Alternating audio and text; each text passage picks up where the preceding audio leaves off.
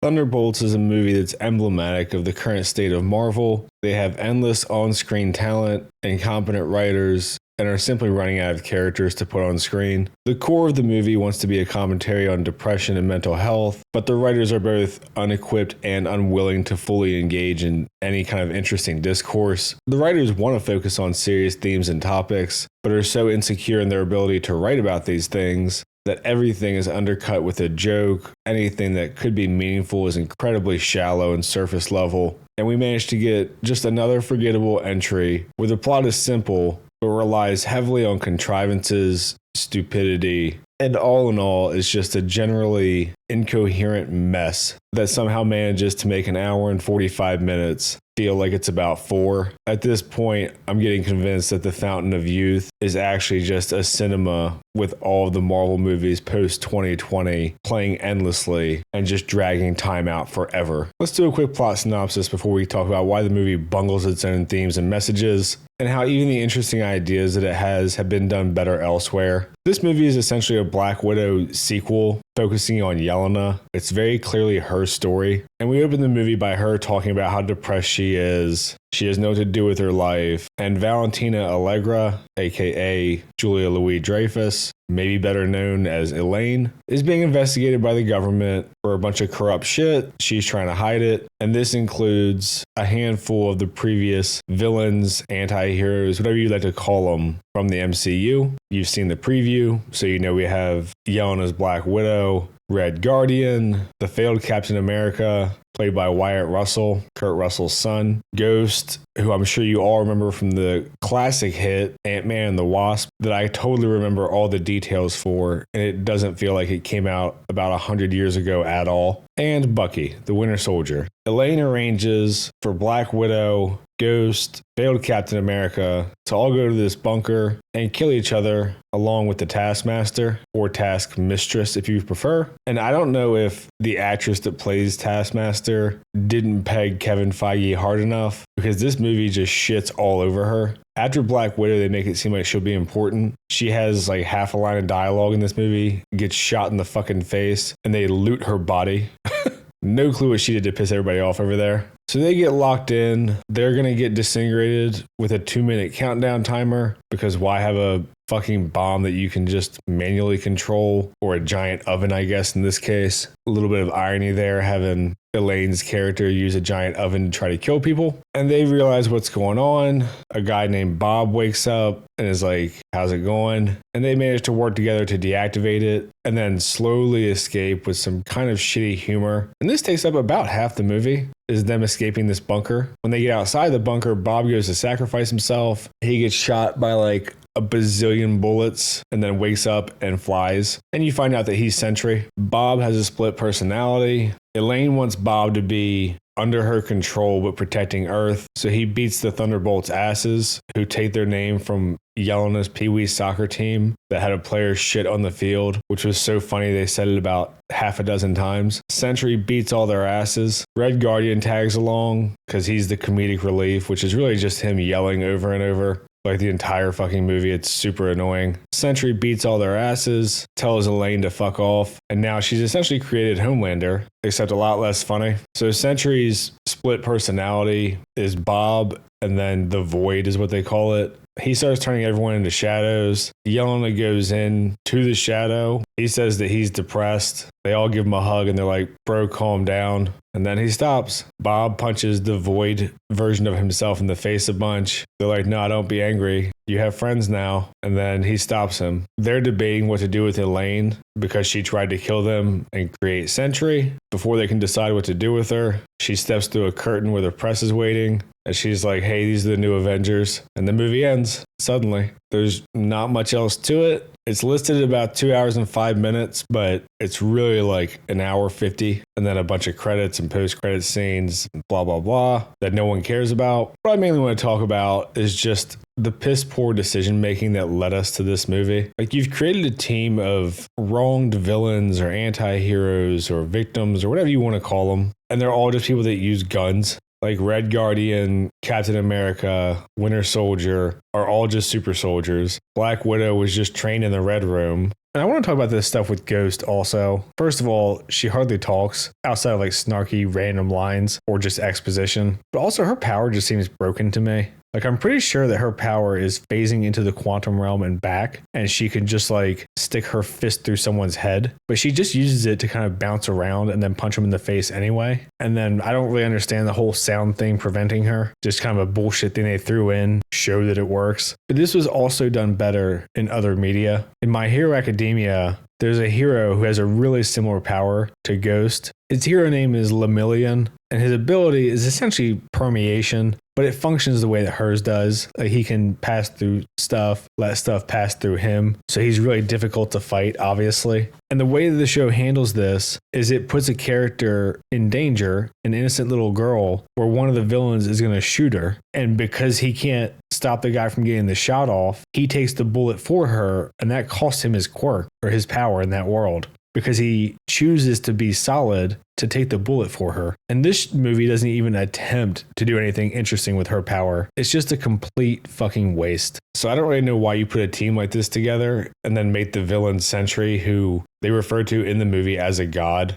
And he's literally just disintegrating people. And he's so powerful that as soon as he starts doing things, you're like, oh, well, I guess he has to beat himself, because he just fucks them up when they have to fight. It's probably the best scene of the movie, is him kind of transitioning from Bob into Sentry and just being like, why should I listen to any of you? Beyond that, the theme of depression is just so surface level in this movie. It's just all the stereotypes. Like, Yelena's sitting around drinking. She's bored. Red Guardian's sitting around in his underwear just getting fat and drinking. John Walker, I guess they didn't know what to do with. So we get one flashback of him being on his phone when his kid's crying. His wife has yelled at him and they make him a deadbeat dad. And that's like his big traumatizing experience. Obviously, Ghost and Bucky have their whole backstories, but the movie doesn't even seem to know what to do with this theme. Whenever it comes up, it immediately is undercut by a joke or played off with a bit of dark humor or whatever, but they just don't know what to do with it. And at one point, Yelena tells Bob that you just have to force down those thoughts and keep living. And she says it in a way that's like she's supposed to be wrong, and that's not the lesson that you should learn. But that probably is the best way to deal with it, is to try to think more positively, is to go out and exercise, go out and be productive. You know, I've been dealing with it since I was a teenager.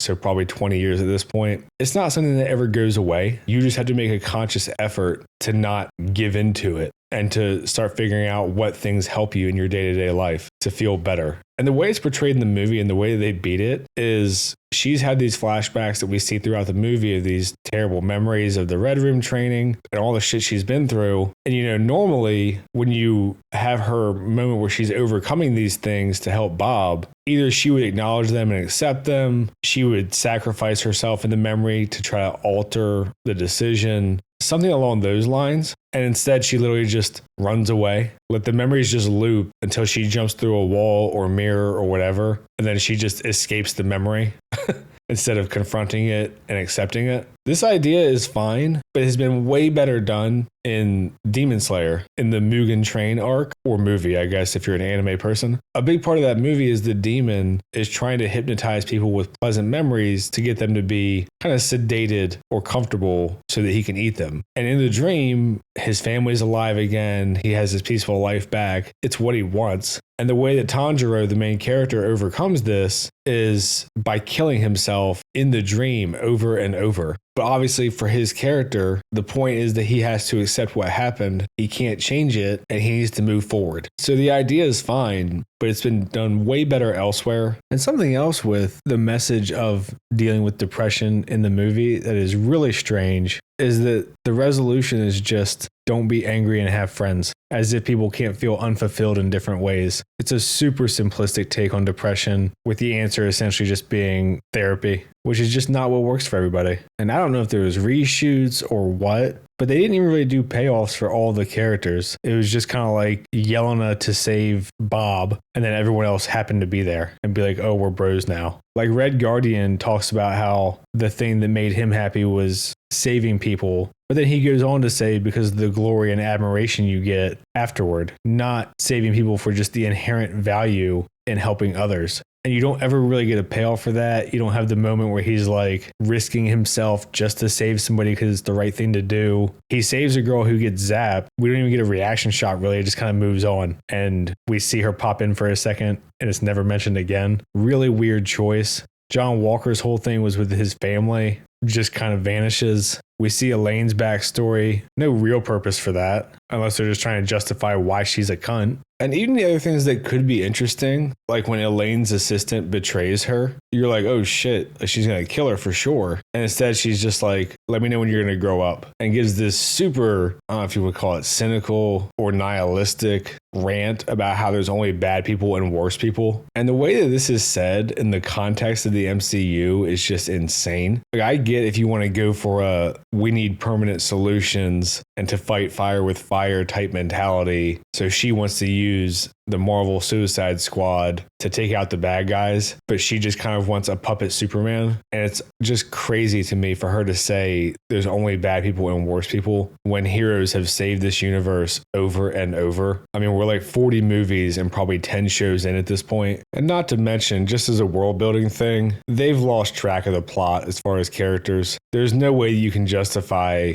Sentry essentially starting to disintegrate New York. Spider-Man, Daredevil, Punisher, any of the other countless heroes, nowhere to be seen. And the movie really fucks up anyway with the whole goal from just a fundamental level. Like the Suicide Squad, you have people who are known convicted criminals. They put fucking bombs in their head and they're like, do the work or we'll kill you. This one, they've picked people that they think, generally speaking, are victims. And the movie says as much. Except for John Walker, obviously, because all the men are treated as dumb, evil, wrong buffoons. Even when they end up being right, the movie views them as wrong. But you've created a situation where you have people who are generally good people in the movie's eyes. That they could just ditch each other at any point and they don't. And they want to do the thing where they reluctantly have to work together, but it just fucks it up the whole time. The problem is they all meet under these circumstances and then essentially have the same goal right away. So like Guardians of the Galaxy obviously did this a jillion times better. Same universe. You have different groups that all want the stone for their own end. Money or power or whatever the case may be. In this one, they're all like, fuck Elaine, we need revenge. And they kind of don't want to work together, but because they're only in the vault for like half the movie and then arrested, they don't ever have that moment of it's their choice to come together. They kind of half-assed do it because Bucky's like, oh, we need to stop Elaine. But they also don't really have a choice. They're under arrest at that point. So they need each other to escape the vault, which goes on for way too fucking long. Bucky shows up with pretty much a Terminator ripoff scene, arrests them all. And then he's like, hey, you guys are here. We want to kill Elaine anyway. Come with me. And even right at the end of the movie, when you finally get something that could be interesting, where Bucky's like, she needs to face trial. The other ones are kind of like, fuck that, let's kill her. Before anything can happen, she steps through a curtain where there's magically a fucking press conference in the middle of the street moments after disaster ended. And she's like, oh, you're the Avengers now. And it just fucking ends. So any kind of intrigue there immediately goes away, which is crazy if you consider how when the Avengers met, you know, the first thing they do is fight. They team up against Loki. They're reluctant. They're bickering the whole time. And these people who are all supposed to be villains are like, yeah, let's get together. Fuck it. And essentially in one event, they're all bros. At the end of the day, these characters will probably never be seen again or very sparingly. The performances were mostly good. Sebastian Stan kind of seemed like he was added in as an afterthought because he didn't have as much to do. They also didn't really give Ghost like anything to do. She was just kind of like random snarky bitchy comment and then sound broke her somehow. So I guess if you have speakers, you can't get to the quantum realm. I don't fucking know. Lewis Pullman, who played Sentry, Bill Pullman's son, did a really good job. Wyatt Russell, while not being Kurt Russell, gave a good performance. David Harbour is just like a less likable John Goodman to me. And seriously, all he does in this movie is just yell dumb shit. They have like one decent little moment with him and Yelena, but for the most part, he's just a screaming buffoon. Yeah, I don't have much else to say about it. The movie was fine. Probably the second best Marvel movie since Endgame other than Homecoming. Definitely the best Marvel movie of this year so far, but I doubt anyone will remember this movie in about a month. I'd be shocked if it ever gets referenced again or brought up again beyond a cameo. And we're just kind of at the point with who gives a fuck anyway. I'm going to leave it there for this one. If you've seen it, let me know what you think. Try to respond to all the comments that aren't just insults. Like and subscribe and all that shit. Thanks. See ya.